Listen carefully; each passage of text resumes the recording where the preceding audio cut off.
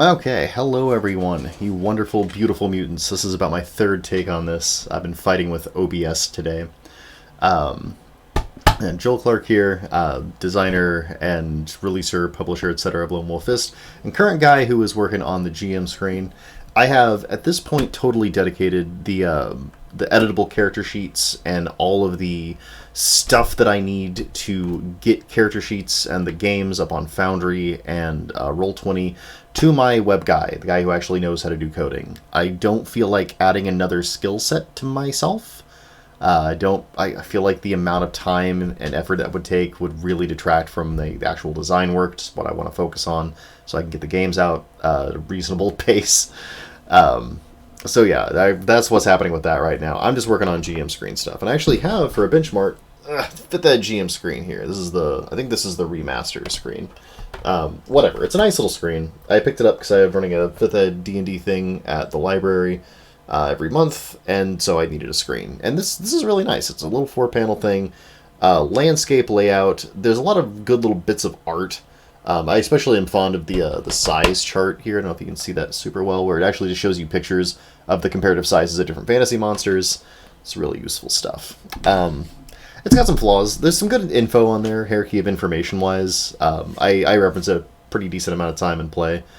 There are certainly more complete and robust and optimized versions of the GM screen, but it's not bad. It's a good basic benchmark.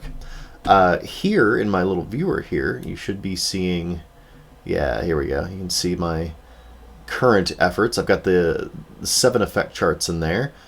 And they're actually really nice and legible. I've got them on 7-point, and I've got these really good headers that I'll probably reduce in size pretty considerably. And you can see I've reduced it in size a couple of times, but yeah, I truncated these slightly, but not as much as I thought I was going to, and I got the entirety of them in. So I actually have all 7 effect charts. I'm thinking it's going to be 4 panels total. This is 2 of them.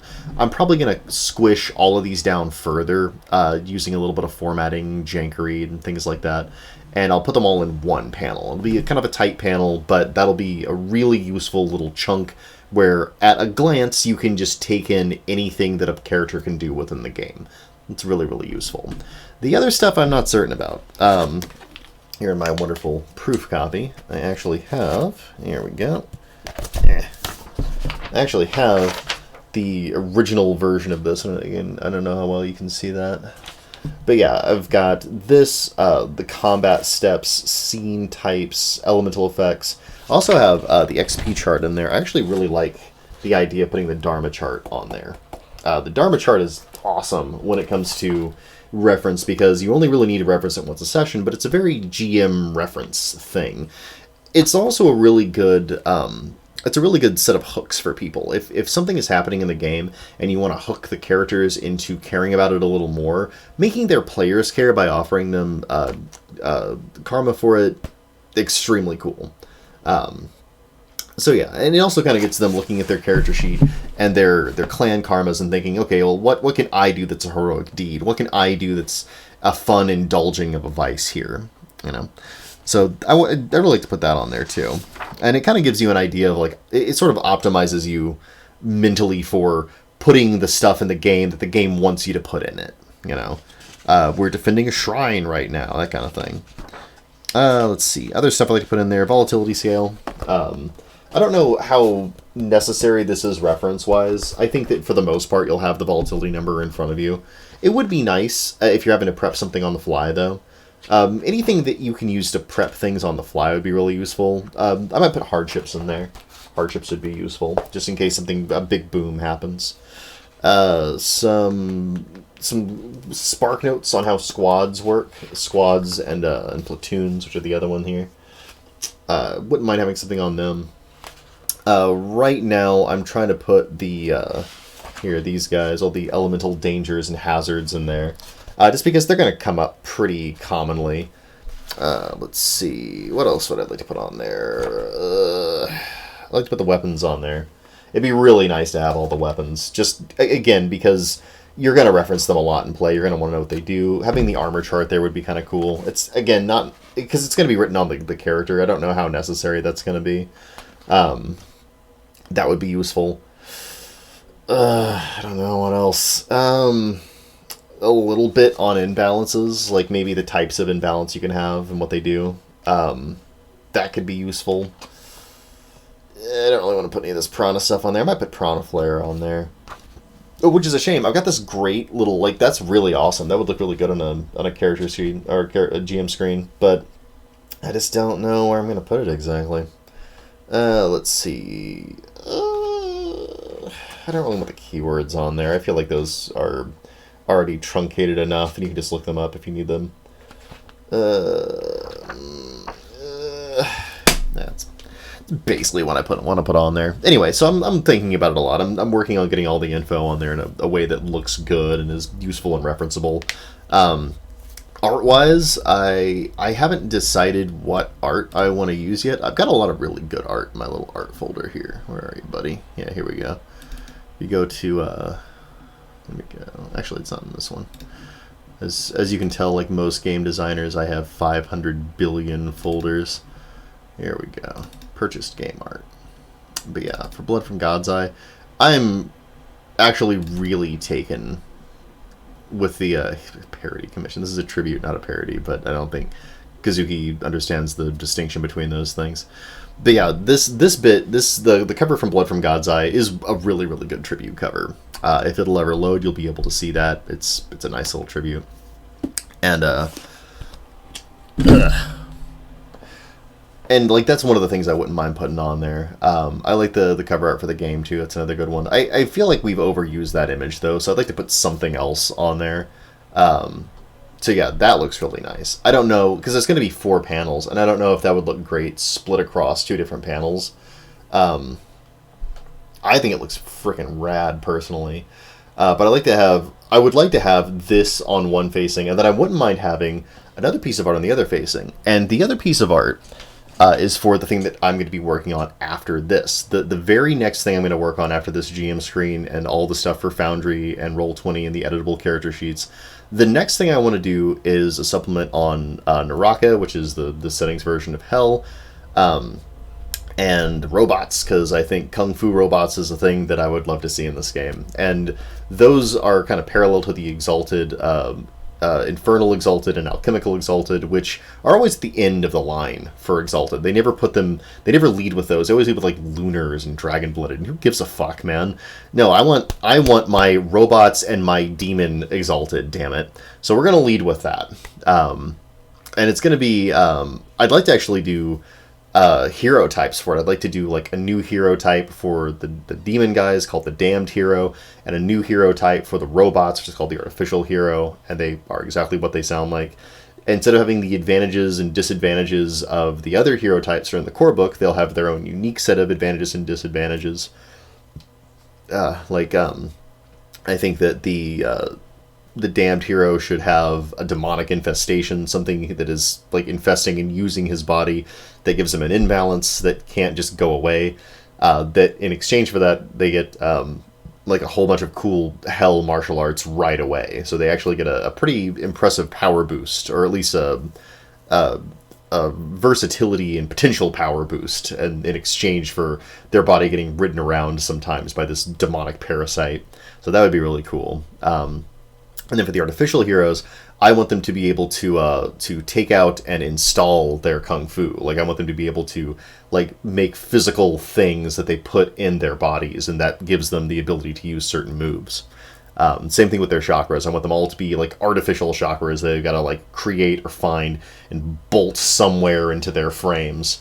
I think that's nifty.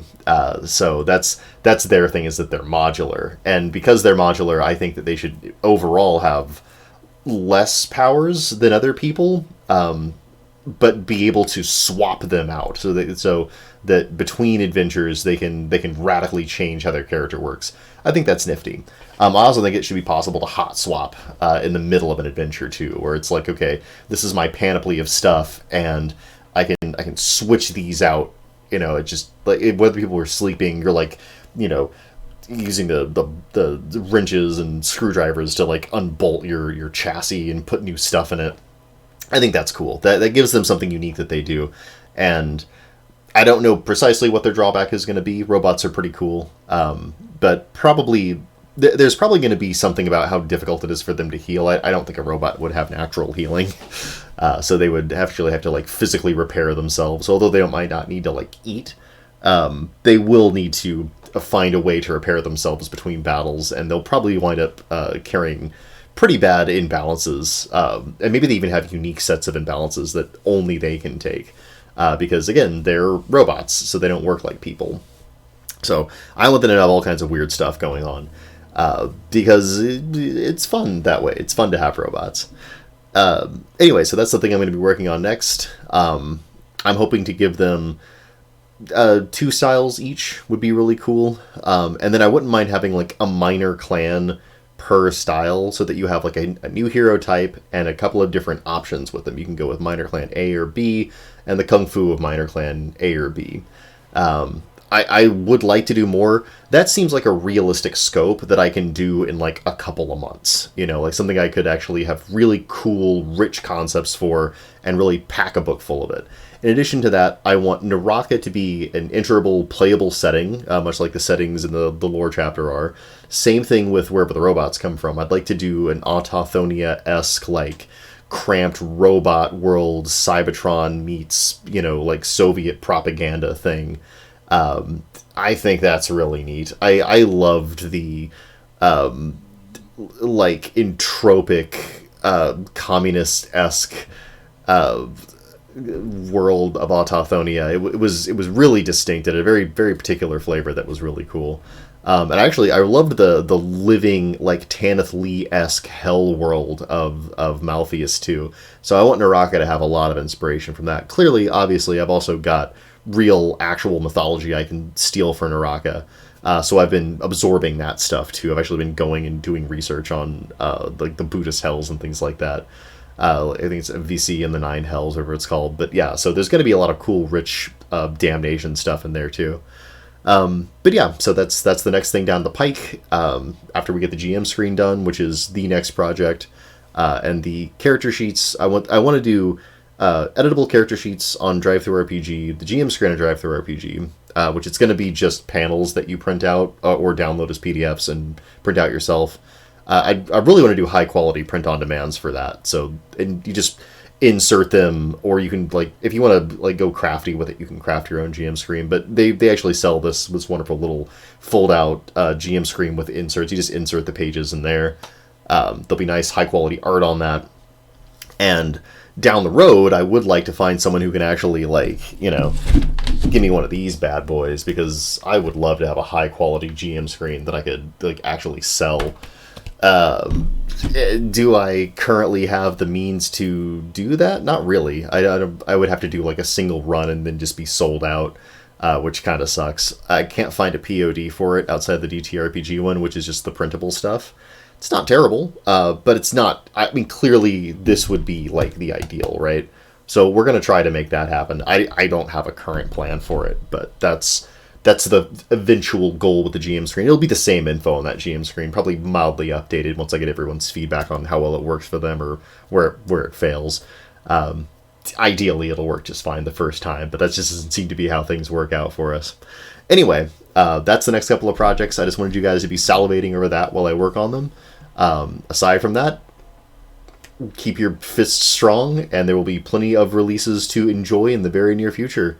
Until then, hasta luego.